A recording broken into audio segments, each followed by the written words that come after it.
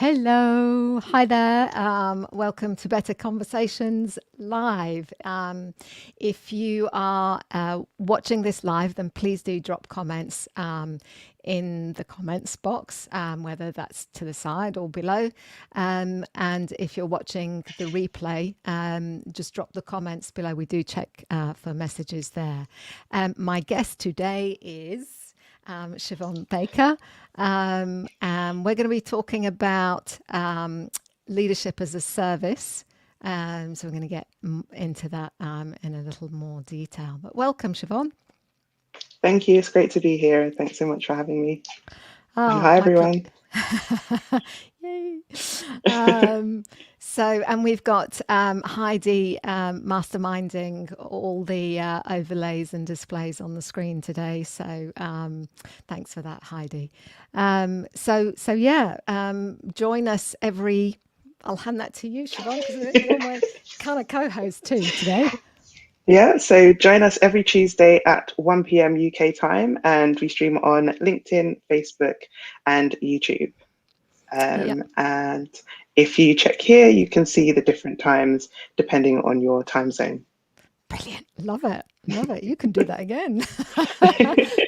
That's brilliant. Thank you so much. So I'll do a quick intro of you, Siobhan. So we've known each other for a few years. We met when you were at Code First Girls. You have switched careers lately, and I'll just make sure I can see what I've got here. You're a recognised leader and consultant now. Long listed in 2020 as one of the most influential women in UK tech. You're a senior software engineer, community leader, and speaker.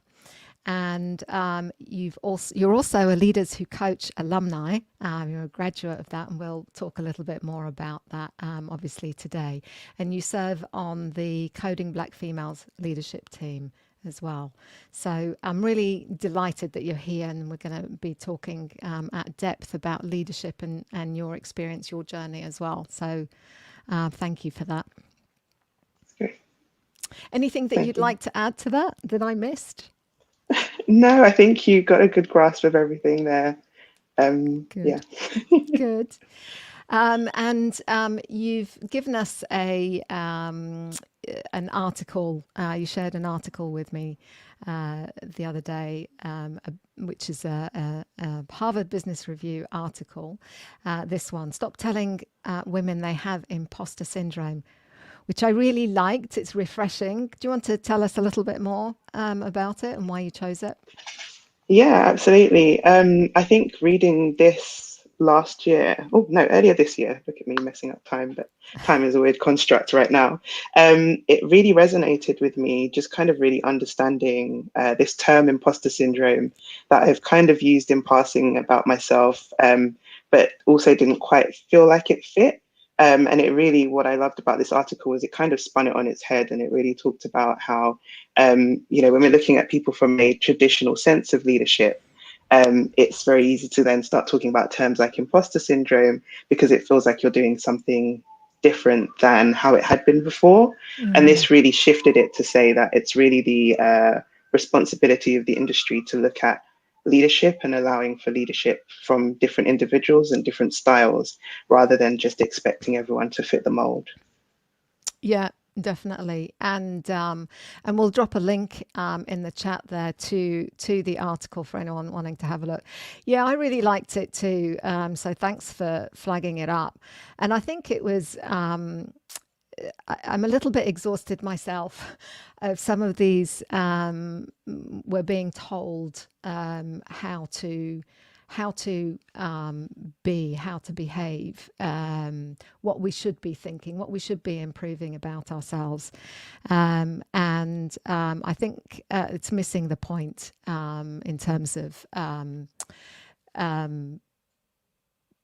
this whole aspect of imposter syndrome. There's a lot of change that is needed, definitely in this space. So imposter syndrome isn't always a helpful marker. It isn't a helpful way to talk about things. And in fact, I wrote an article recently, if anyone's interested in taking that a little bit further. So I'm just going to bring in Siobhan, we lost you there a moment.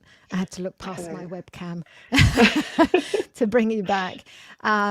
So yeah, there's. I was just saying that I'm glad you brought it up. It's a little bit tiresome to be talking about some of these labels and especially around women. And there's an article that I wrote recently, which was. We tell women to be brave and courageous. And I don't know about you, but I'm a little bit bored of hearing that because I don't think it's not helpful as an approach or a strategy or anything. So we'll drop the link into that article in case anyone's interested. It's called Forget Being Brave, Get Strategic. Because I think when someone tells you, be courageous, well, what does that really give us? Yeah, exactly. All right, It I've doesn't lost really you. give you anything No. tangible. What do you do with that? No. So I'm not being brave is basically the message, right? I'm not being Mm, courageous and I should be. mm, And I think imposter syndrome is a little bit, it is like that too, right? It's the trouble or the problem is with us rather than, as you say, systemic and something that we actually need to find. We need to just make it okay for different styles of leadership to yeah. exist. And it's been so dominated for so long by a paternal style. Mm, And there was something interesting. I don't know if I can locate the one of the comments in there, which is basically it's not a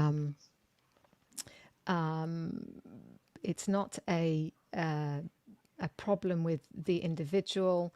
It's my brain's gone. I'm not even going to try and recall that thought. It's gone. It's gone. It's gone. But basically, the fact that it's more around racism, classism, xenophobia, and other biases that we have, that mm, and that we judge people by maybe one standard, a very male style of leadership. We judge everyone by that.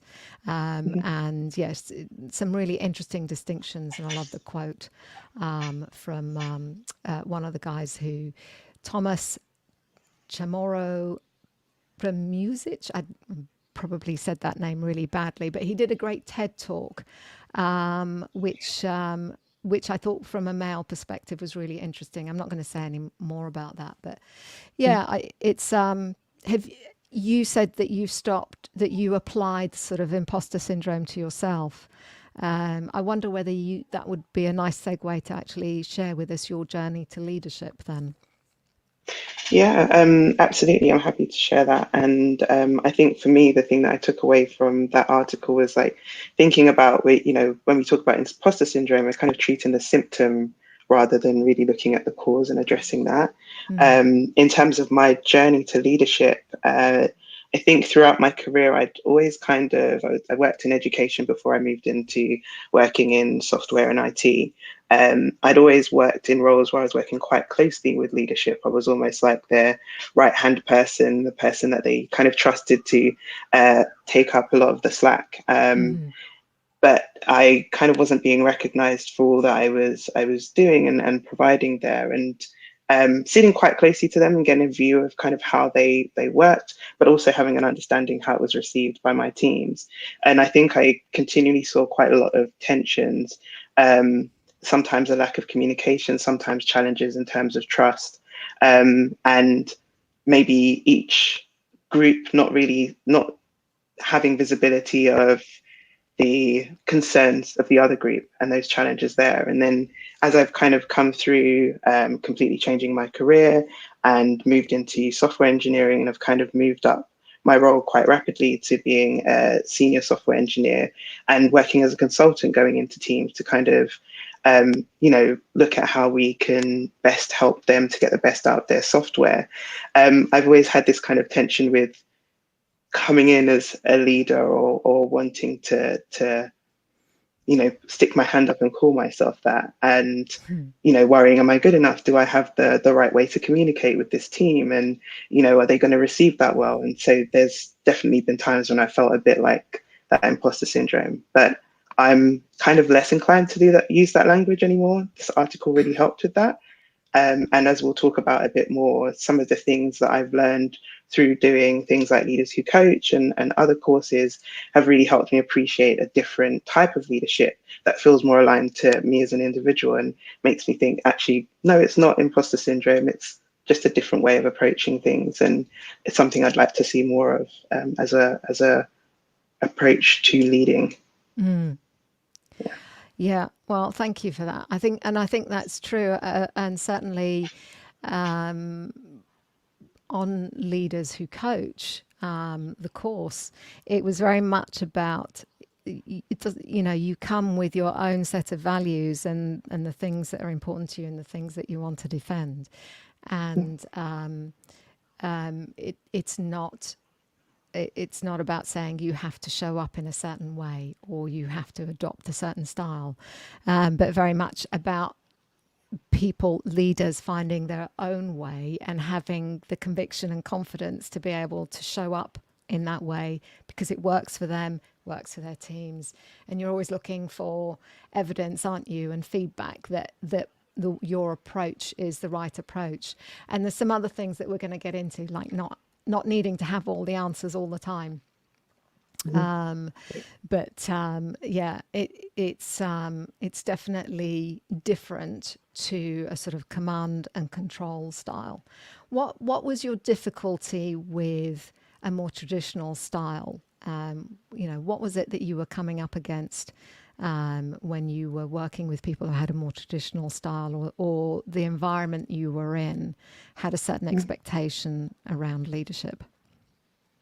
Yeah, I think for me, especially when I had experiences where I was leading teams, there because there was kind of this, as you say, expectation or quite like a fixed expectation in terms of how things would be done, and like this is a process that needs to be followed this very specific way. The symptoms of that I saw was kind of quite a lot of high stress, kind of high anxiety, always kind of focused on each step being taken in a kind of an ordered way. Mm. And I think that as a leader can be quite narrowing, but it also is then for your teams. And so there's always this concern: is this the right way to do this? Are we doing this right? What happens if this goes wrong? This is going to fall apart. I'm responsible for this, and you're very kind of deep in the detail. You're very concerned about every step that's being taken, and I think there was this difficulty between having the long sight and the foresight and the visibility of what's to come down the road, and being very in the detail at the moment. And so I think, yeah, that was where I was feeling quite a lot of tensions, and it felt, yeah, like it was pulling me in a direction I didn't really want to go in. Yeah. And I think that's quite common. There is this expectation, isn't there, Siobhan, where you, as the leader, you're supposed to have all the answers. You've been here before, and therefore you direct, and everyone does. And then there creeps in that sort of frustration that I told you to do X, but you didn't. And so then that creates its own chain of challenges, right, and frustrations and tensions where there doesn't really need to be. And so okay, so moving forward then, what was it that what have you gained since as a result of either doing Leaders Who Coach or other programs? Yeah, I think one thing that I found really valuable in Leaders Who Coach was understanding my values quite early on, because it kind of gave me a foundation from which to examine like leadership more generally and leading in a way that aligned with those values. Some really, I think, tangible things that came out of that was looking at understanding what my blind spots and roadblocks were, and I kind of discovered working on my communication was an important part of that. But more widely, being able to step away from that kind of directed approach to leadership Right. felt much more freeing. being able to say, okay, here's the context. Now let's figure out what the ways are within that, felt much more freeing and more engaging for teams to then kind of run with that and say, here's how we think we can work to meet those needs, and really kind of steering that and steering into how we set the direction of the team. Yeah, well, letting members of the team co-create, isn't it? That's so. It's removing the pressure from yourself as a leader, needing to have all the answers, but more and more importantly, that your members of your team actually engage with finding that solution, coming up with a solution or the approach to what needs doing. Yeah. And that in itself creates accountability, right? That makes it easier to hold others accountable in the nicest possible way. But it just makes it easier because, you know, if it's an idea or an approach that they came up with, then they're much more likely to hold on to it or want to deliver on it. And so, can you give us an example of maybe a scenario recently where you were very conscious of the approach that you're taking?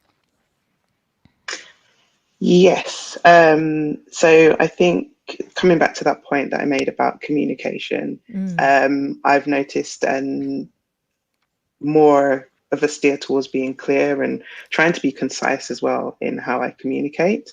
And so particularly in things like working with coding Black females, and kind of managing some of our relationships there, really kind of making sure that at each stage that I'm working on something with a partner, it's quite clear what we're trying to achieve, what I need when, understanding from them what they need as well. And I've noticed that shift in being more clear with communication and creating space for how do we deal with these things has made it much easier to collaborate, and for us to work on bringing together programs that are really going to then benefit the community as well. So that's just one part of many gems that have been within Leaders Who Coach and within other courses that I've done as well. And it's, I think, taking the spotlight away from ourselves, needing to have that makes for a more inviting conversation, wouldn't you say? I mean, it's like, I'm not the only one in this conversation. There are others here. Absolutely. And I think there's value on the other side as well of that, because they're invited into a conversation and they're invited in to contribute, and can kind of push back and shift things in slightly different directions to meet the overall goal that we're trying to work on together, rather than, okay, we've gone down this very specific path and we've left ourselves no room to kind of explore other avenues within that. Yeah, well, and you don't know what's going to come out of that exploration, right? If as a leader you're simply telling people what to do, you miss all that richness that other people can bring to it. And that piece is really important, isn't it? It's when we can riff off each other's ideas and build on them, we actually get something that we can all own and feel proud of, rather than it just being one person's idea. So yeah, it's an important part of kind of igniting people's passions, isn't it? Like, if we give them a space to kind of bring that in, we're all going to benefit. Yeah, and I think too, it speaks to the richness of your team as well. Everybody's there because they have a perspective, they have experiences, they have ideas to contribute. And anything that you can do to widen that and bring more people in is only going to make your team stronger, make what you deliver stronger. And so, yes, there is the aspect of not having to have all of the answers and kind of shifting where that direction is coming from and allowing the team to co-create. But it also makes what you create, to your point, much, much richer. It makes that exploration phase and what you can deliver much more than it possibly could have been if it was just, one idea and one approach. And just to kind of dive a little bit into that, one of the things that we explore in Leaders Who Coach is holding the space and not going into solution mode too quickly. Was that something that you found difficult, or it was a relief in some way to kind of know that you didn't need to go into solution mode and that the initial stage is just to explore? I think there was definitely relief in that. I think there can be moments as a leader where you go into a silent panic of, okay, now everybody's looking at me to have the answer and to say what we should Right. do next. And it's very difficult to come up with ideas when you're in a state of panic and kind of, okay, I must say something now, and here's what I've said and we're going with it, and I hadn't even finished my thought.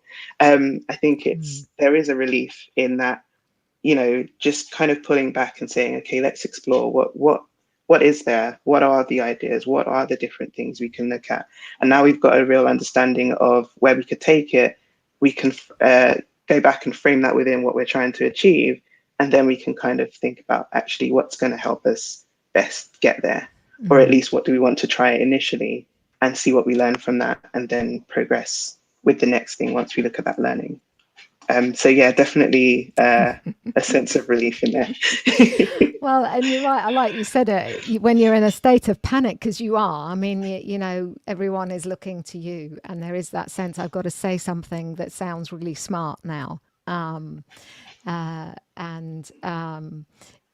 it's nonsensical because apart from the fact that many of us are verbal processors, right, and we only process information when we hear ourselves saying it, so what kind of falls out first isn't necessarily joined up thinking or coherent, right? But there is this, we've put this pressure on ourselves to, like, everything I say has got to be really useful and wise, and and we, think about it, how many wise moments do we have in our lives? Not that many, really. We should probably give ourselves a break on that. And the wiseness comes from the collaboration, right?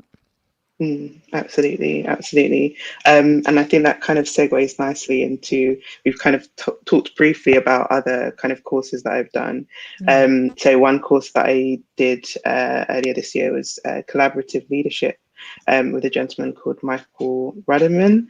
And he's been doing that for a number of years. And that alongside Leaders Who Coach, those have both given me some really kind of rich insights into different, looking at leadership differently. And, when you think about collaboration and leadership, maybe you don't always think of those two things coming together, but it really made it clear that that is a possibility. And that made me really excited again to kind of think of this different type of leadership. And maybe I can be more comfortable with the idea of leading and maybe referring to myself like that and not as an imposter.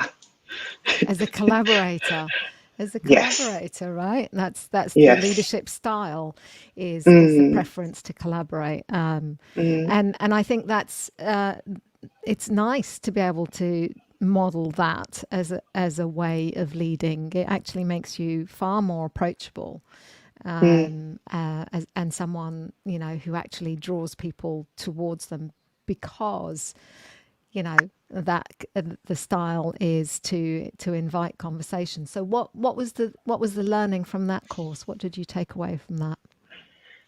So I took away quite a few things. I think a couple of the big things that I took away from that was understand, like, setting kind of a framework that your team can kind of work to and within. And that's not to say, again, setting that direction, but it's more about kind of giving the context and making sure that your teams have the critical information that they need. And, the end goal that we're trying to achieve as a team is clear. And then within that, creating that space for aligning around achieving that goal.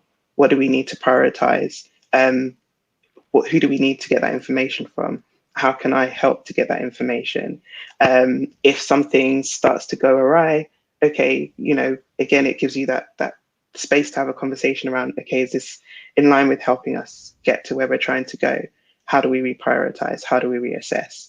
And also a second part of that I really liked was that it talks about it not being about you. So it kind of moved away from this kind of, I am the leader, I'm the individual, and actually it's about the team coming together. And anything that you're doing, it's not about, oh, I said we should do this and now we're not doing it, or that didn't work. It's, okay, here's our framework, what's working well with that, what needs to kind of shift and change. So I think moving the I out of it as well was really impactful for me. Yeah, that shift to collaboration, I think, is really important. Yeah, thank you for that. That is, I mean, it's again, it's the shifting away from you being the spotlight and a facilitator, and to the point of the topic today, which is leadership as a service. In coaching terms, it's being a resource to others. But it's akin to being in service of, and that is how can I clear all the bottlenecks and the obstacles out of your way, whether that's a physical thing or a process thing or a thinking, right? I'm stuck in a certain way of approaching this problem, and I'm not able to get past it. And not being a bottleneck yourself as the leader, right? Not being the obstruction. Yeah. And there's a couple of things there. Like, so I think for me, when you think about the term service, there is that part about being a resource, but I think service for me explicitly means that you need to listen. There is a need to listen. There's a need to hear from your teams. There's a need to really understand what's driving a suggestion, what's coming up again and again, and really hear from them, and come back to thinking about, okay, well, what might you need from me? Do I need to have a conversation? Do I need to push back on a particular deliverable? Do I need to, send some information upwards? Do I need to get more clarity? So it's really about hearing what's needed when, and moving to action to getting that for your teams so that they can have what they need to I was going to say to do the doing, but I'm thinking about what we were saying earlier on, and that didn't quite feel right. But to kind of, exercise what needs to happen to get to success for the team.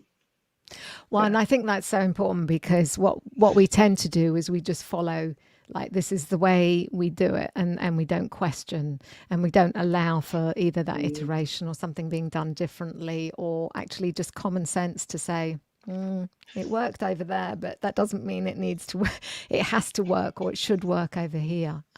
It can be different. So what do you listen for then in conversations? Oh, that's a good question. So I think listening to questions is an important part. Like, what are people asking about? What isn't clear? What needs more refining? Listening to any frustrations. What's difficult? What's holding us back?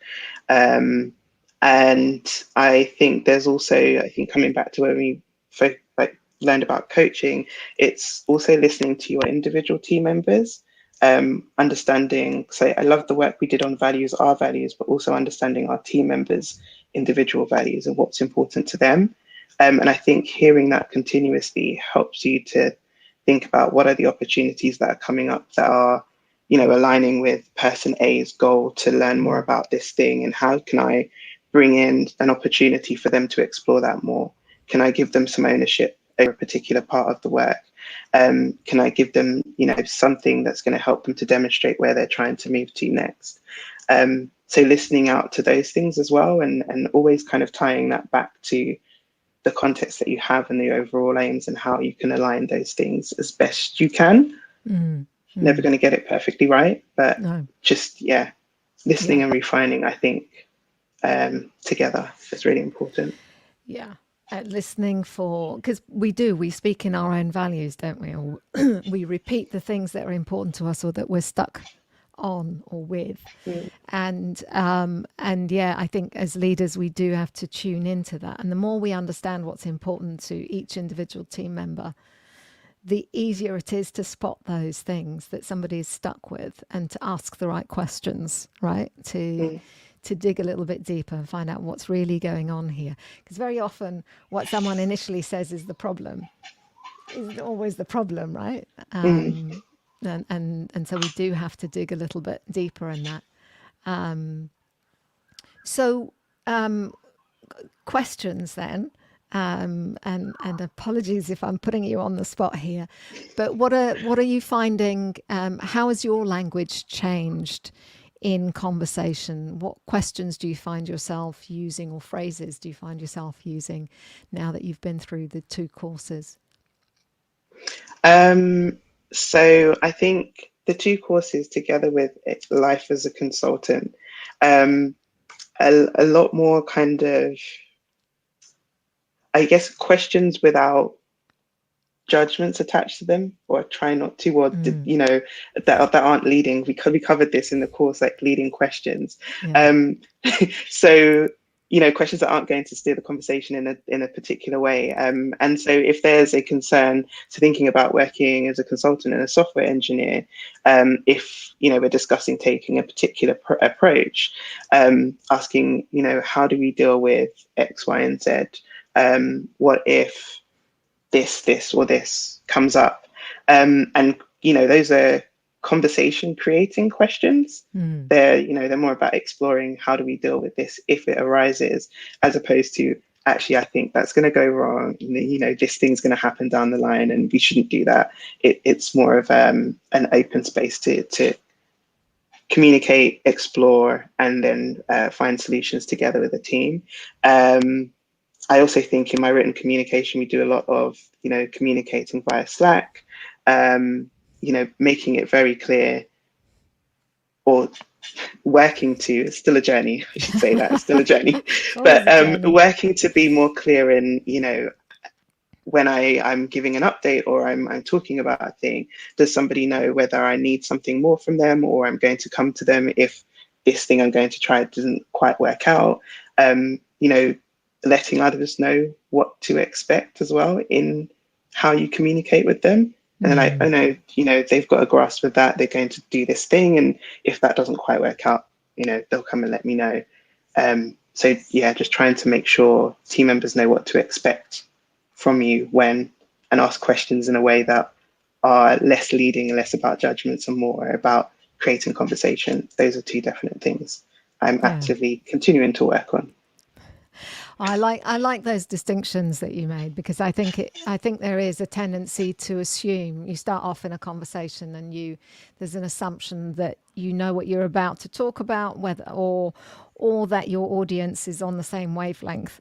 Most of the time everyone's deep in their own stuff, right? So to kind of come out of that and tune into you requires an adjustment. So yeah, that setting expectations, clarifying communication as well is so important.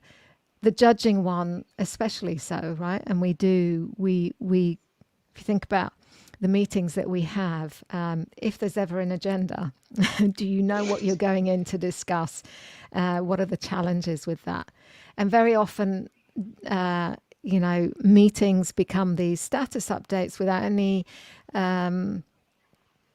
which are important in their own right, and I get that, but there's also a danger that we don't clarify, that we don't use it as an opportunity to either set expectations, understand what's really going on, make a query, and even in tight teams, unless it's being modelled that someone gives a status update, that there's a way of inquiry to that person that is normal, and it's about making sure everyone kind of understands.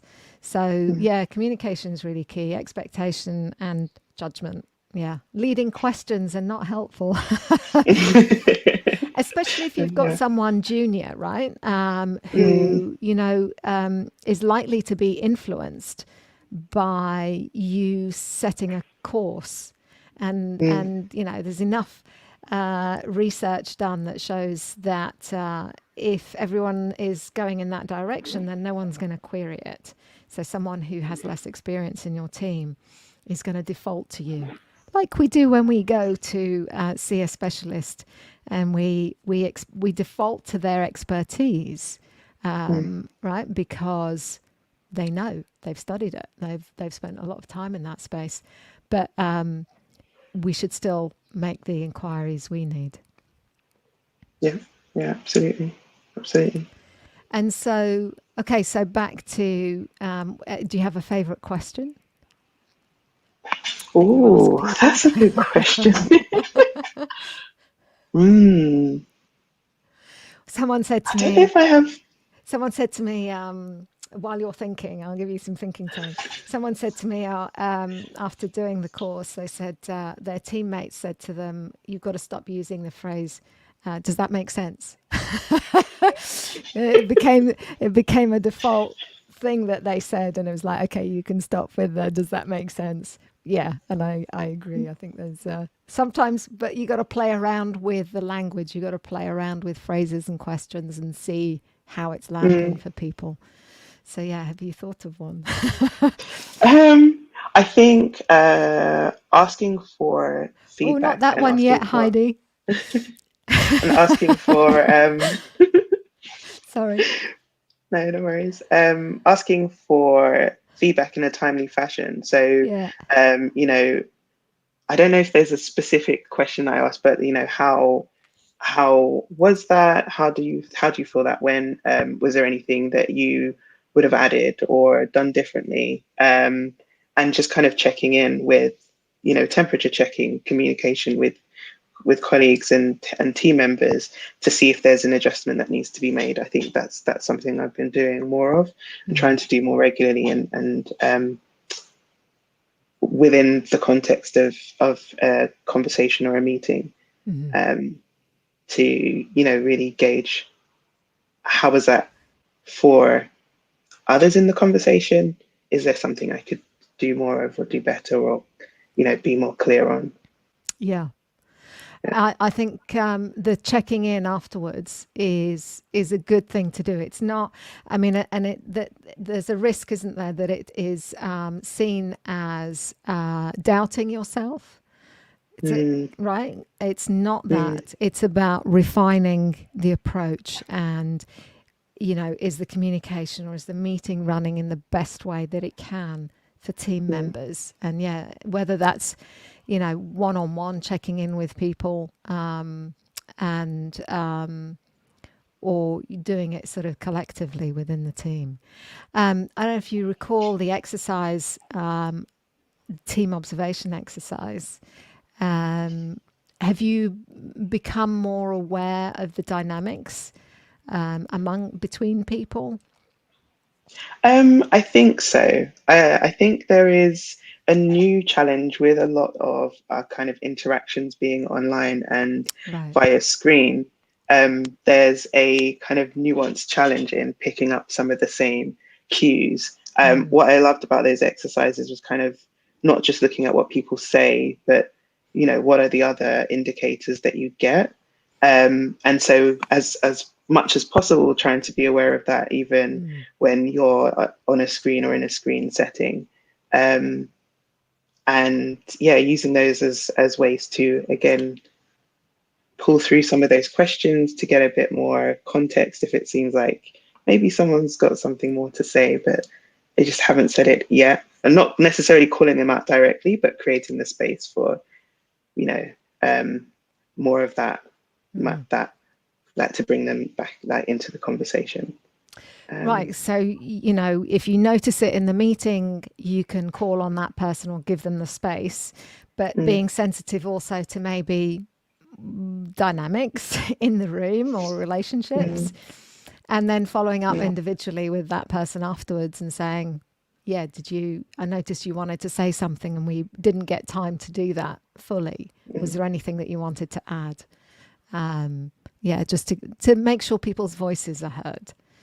And Yeah. and you as a leader in that meeting or as a consultant, it's about facilitating that conversation, right? It's looking for those cues, the non-verbal cues, right? Of who's dominating, who's trying to say something, who's kind of given up and sort of sat back in their seat and gone, I'm fine. I've been trying to say something now for a while and I can't or I daren't, right? And looking for body language cues, right? For what are the dynamics, what's going on? That's really helpful too. Yeah. Yeah. Yeah. Yeah. So, replacing fatigue and pressure and tension with sort of a relief and a lightness and being of service. That's quite a shift.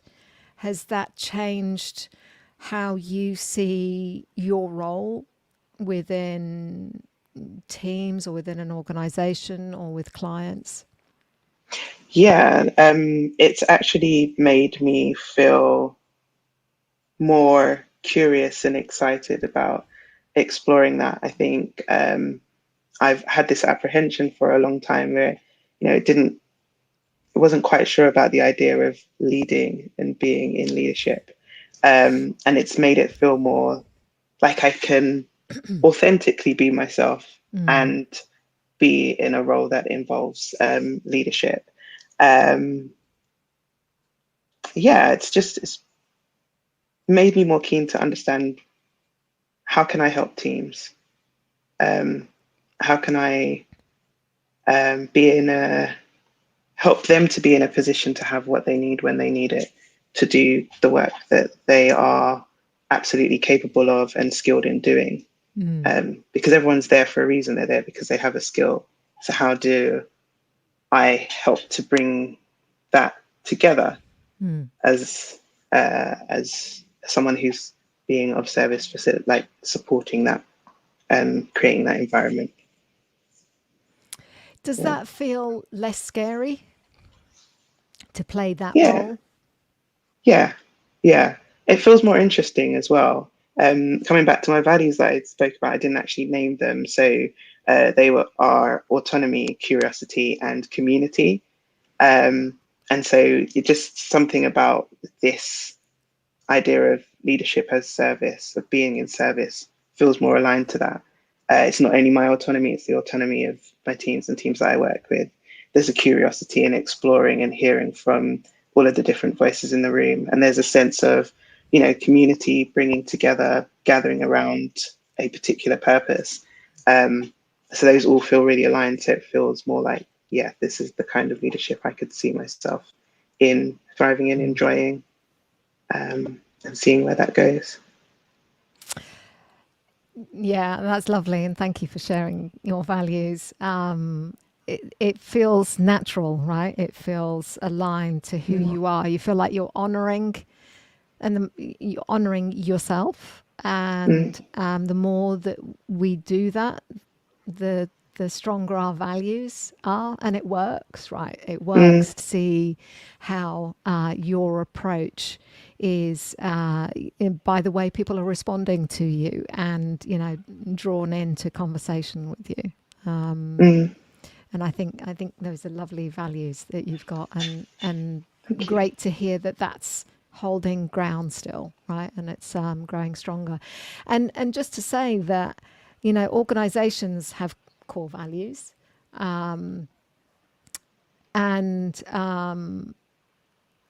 it's not to discount those, but it also depends where those core values have come from, whether they've come from the founders, from the leadership team, and sometimes it can feel intangible, right? And core values can be stripped down to very broad terminology within an organization, to the extent that either people can't recall them or can't connect with them.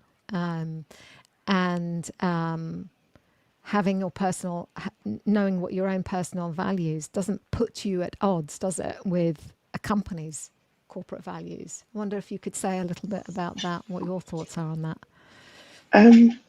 Yeah, I think no, I don't think it puts you at odds. I think it can give you the context of both, and thinking about how, where are the overlaps within those things, where are the opportunities for me to bring through these values into this organization, um, how can I support the values of where the organization and what the organization really cares about in a way that allows me to bring through my own things that I, values. I'm trying not to use values a second time. That's why I'm kind of stumbling over the word. You're allowed, it's all right. But bring through my own values in a way that kind of makes sense within this particular space and context that I'm in at this time. Yeah. Yeah. Yeah, it kind of weirdly it feels unrelated, but it relates in my mind. It brings me back to when I started at Eight Light. I originally did an internship and then I did an apprenticeship. And for our welcome week of the apprenticeship, I remember coming away from that week feeling that I was there as an individual because there was something about me that this organization had seen and wanted to be part of their team. And there was very much that message that it was about our individual experiences, values, all of the things that we'd done in our, the previous content, like learning that we had, that we could bring into this organization, and the practical skills were things that could be taught. But really, it's, they valued us as individuals and knew that they wanted us to be part of their teams. And so, again, just I guess thinking of overall as leadership as service, that's the kind of environment that I would want my teams to feel like they were part of. Like individually, they have value, their values are important and can find space within this kind of larger group, and in support of what we're trying to achieve together. And it's validating, isn't it? Mm, It speaks to that point in the article, the HBR article at the beginning, of this inclusivity, that what you bring is you, and you're here, you're invited into it, and it isn't just that honeymoon first week, first month, that it extends beyond, and that mm, you are a leader, you have experience and potential and an attitude that an organization wants, and wants it to be additive to their culture. And isn't it interesting? Certainly, from my perspective, I see the leadership potential in people. Probably because I spend a lot of time in this space, and I know that sort of journey that we're going to go on in Leaders Who Coach. But there are many people who start and would say, "But I'm not a leader. I'm not mm, leadership material." What would you say to mm, them? And I mean, my perspective is you absolutely are, because you're naturally exhibiting the sort of inviting behaviour in mm. terms of leading and conversation. But what would you say to people who maybe have that perspective and say, "Oh, I couldn't do that. That's not a role for me." Yeah, I think the key word in there is one of the words you just used, and a word I didn't mention earlier, but I did have down in my notes, is about invitation. Um, so I think there are many of us that can invite um, people around a topic to come together, to put their heads together, and to achieve something together. Mm. Um, and so when you think about leadership in that way, I think could you invite a group of people around a mission or a goal that really matters to you? Could you invite them to bring in their ideas, to contribute, to collaborate together, to find what seems like a good direction forward and work together to achieve that? I mean, if you can, then you're a leader. Mm. Um, and those are things that I've gained both through Leaders Who Coach, through this collaborative leadership course, really making it not seem, making it known to me that it's possible to have those type of environments. And that lets me know that I can lead and am a leader. Love that. I think that's a perfect place to leave it. And I'll invite you to do phrase of the week So we will just get that set up. I'll jump off and hand it over to you. Yes, so my phrase of the week is education is important. So make the most that you can now of every opportunity you have to learn. That phrase is actually something from my late mother that she wrote in a book that she gave to me as a teenager, and it's something that's always stayed with me. And actually, that journey of learning new things, and going through courses like the courses we've spoken about today, has ultimately brought me to a place where I can imagine serving others through leadership. I love that, and I love where it came from your late mother. So nice to be able to honour her. Mm. Definitely. Um, this has been really lovely, Siobhan, and thank you so much for coming on and talking about and sharing your journey. And the title should be Leadership as Service. I noted that was your description. I put an A in there. It's totally okay, but it did make me think, particularly with the software industry, you've got like software as a service and various, Yes, so, yes. they might think I'm packaging this whole new concept and trying to sell this Mass. whole new business. But It's a yeah, lass. Yeah, there we go. Leadership as a service. No, leadership as service works. But thank you again, Siobhan. That was brilliant. So yes, join us every Tuesday live on LinkedIn, Facebook, YouTube, and also betterconversations.live. And if you're watching the replay, please drop in your comments and questions. Do follow Siobhan.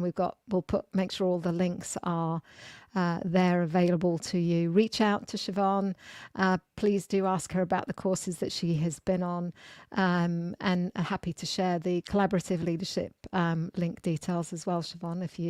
If you share those yeah, with us, absolutely. we'll pop those in as well for those who are interested.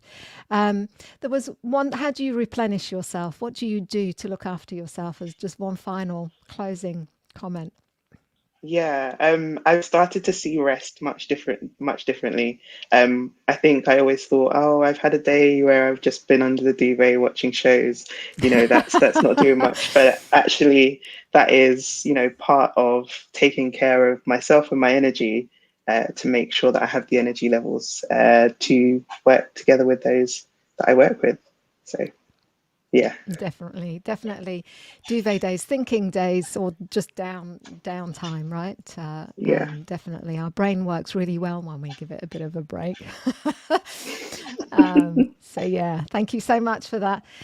So yeah, join us next week. Our guest is Katia Forbes, and we are going to be talking about ethical design, and thinking about that as a leader, what our roles are as leaders in designing solutions, products, and so on, with an ethical or moral mind.